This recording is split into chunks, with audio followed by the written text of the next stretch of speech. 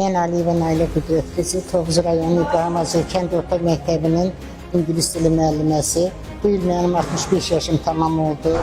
Mən müqaviləyə xitam verildi. Ancaq uşaqlara dəst demək, uşaqlarla bir yerdə olmaq, dövlətimə, xalqıma xidmət eləmək üçün, özümdə olan enerjini uşaqlara sərf etmək üçün istədim ki, bu il də sertifikasiyada iştirak edim. 1 il, 2 il artıq möhlət hüququm olsun. Mən sertifikasiyada iştirak edirəm, hər kəsə uğur arzu edirəm.